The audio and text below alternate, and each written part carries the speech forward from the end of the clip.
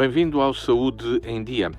No passado dia 6 de maio celebrou-se o Dia Mundial da Asma e é sobre a asma que falamos neste tempo em que alguns problemas respiratórios dão sinal de si, se calhar em alguns dos nossos ouvintes. A nossa convidada é médica alergologista, responsável pela Unidade Funcional de Imunoalergologia da Unidade Local de Saúde do Alentejo Central, a doutora Unila Jacinto. Bem-vinda a este Saúde em Dia.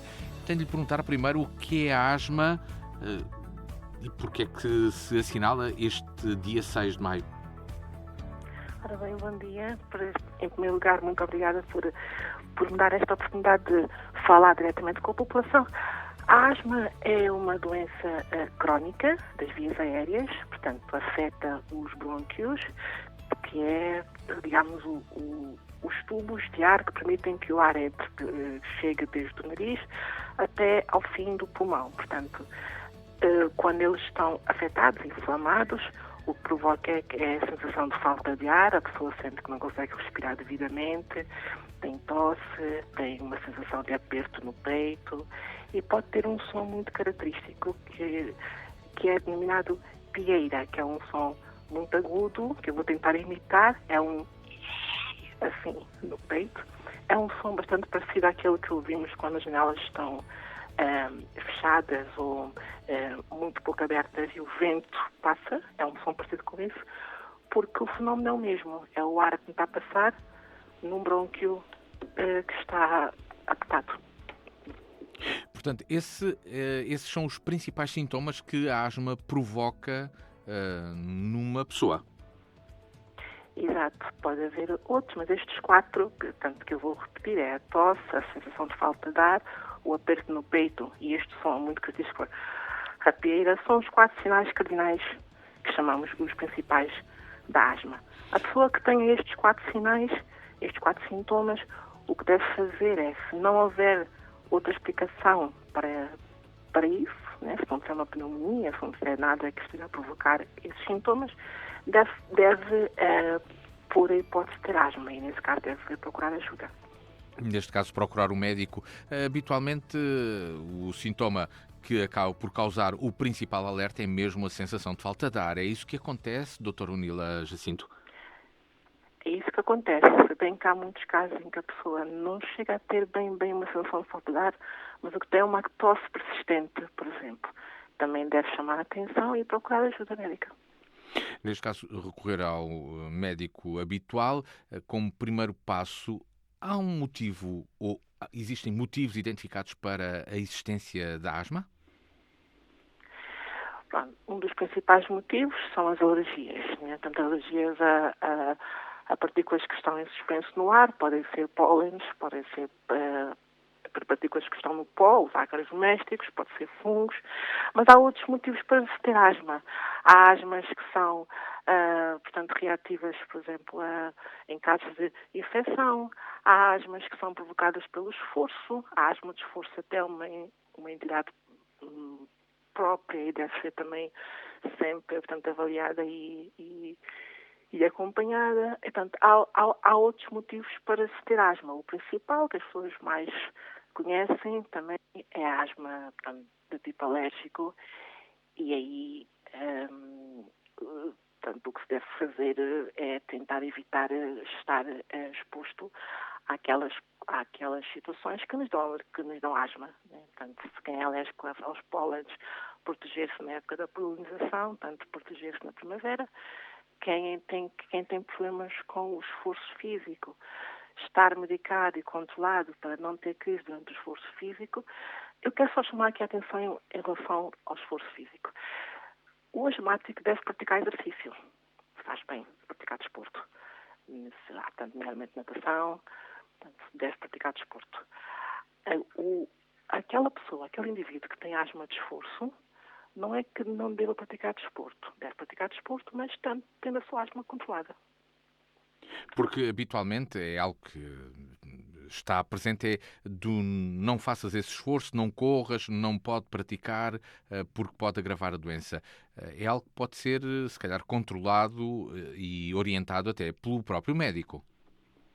Exatamente. Portanto, o que se deve fazer é, portanto, ter a asma controlada, portanto, procurar o seu médico de família ou o seu médico especialista que acompanha a asma, ter a asma medicada, controlada e praticar desporto. Isso é o ideal, porque o desporto também vai permitir ao próprio sistema respiratório, portanto, ter mais capacidade de resposta, ou seja, no fundo, o desporto que vai fazer é, de certo modo, entre aspas, fortalecer o sistema respiratório para que também, por outro lado, tenha menos crise de asma. Portanto, na verdade, faz muito bem.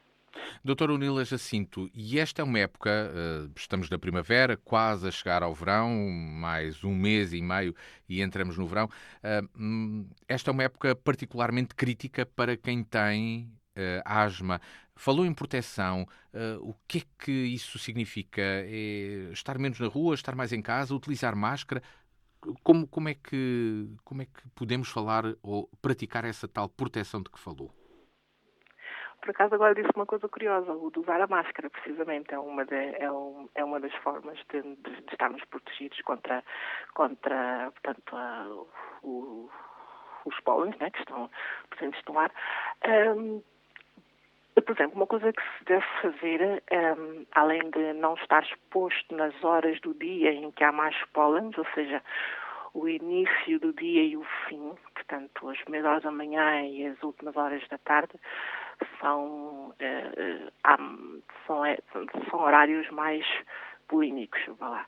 Portanto, nessas horas do dia, tentar proteger, se está mais recordado em casa, se está no carro, não abrir janelas nesses períodos horários, utilizar a máscara, mas também óculos, utilizar, por exemplo, óculos escuros, são uma boa proteção também para os olhos, porque normalmente, e porquê? Porque normalmente o asmático, o que tem asma alérgica, não tem apenas atingimento dos pulmões, também costuma ter rinite, também costuma ter conjuntivite alérgica, e, portanto, proteger toda a via aérea, como se chama, é fundamental. Portanto, óculos escuros, máscara, resguardar-se nessas horas do dia, tentar fazer atividades ao ar livre fora desses horários, né? Portanto, se calhar mais quando já está mesmo mais para o crepúsculo, mais para quase à noite, fazer alguma coisa. E sobretudo, ter a sua medicação à mão. E ele perguntar sobre medicação, com a questão que tratamento e que terapias existem então para quem tem asma, já que falámos aqui em proteção e em prevenção, mas e depois disso, o que é que há mais? Portanto, há medicamentos que são mais preventivos, portanto, aqueles medicamentos que se tomam, nomeadamente, tanto começa a tomar antes do período crítico, por exemplo, quem tem alergia aos pólenes. Normalmente o maior problema é entre março e junho, então começar logo no início de março ou mesmo no fim de fevereiro a fazer portanto, medicações que são mais à base de comprimidos ou sprays nasais corticoides ou inaladores também à base de corticoides.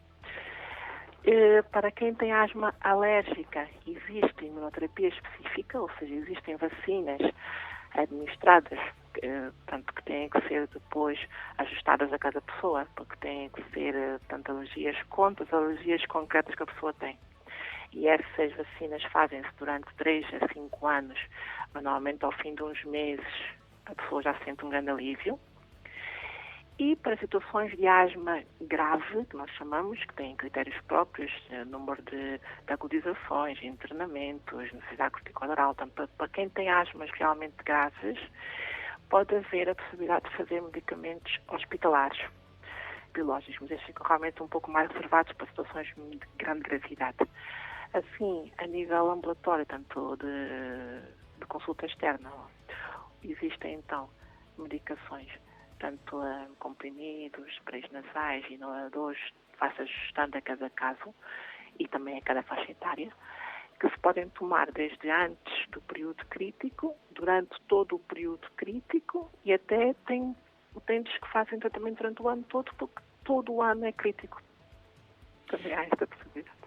Mas a vida faz-se com asma, também. É uma conclusão a que chegamos. Doutora Unila Jacinto, muito obrigado pela sua disponibilidade. Médica alergologista, responsável pela Unidade Funcional de Imunoalergologia da Unidade Local de Saúde do Alentejo Central. Saúde em Dia é um programa da DNFM produzido em parceria com a Unidade Local de Saúde do Alentejo Central. Realização de Luís Matias, está no ar todos os meses à sexta-feira às 11h30 e 4h30 da tarde. Pode seguir o podcast na página dnfm.com ou no YouTube da DNFM, onde pode subscrever e receber uma notificação sempre que existir um novo programa. Até à próxima emissão.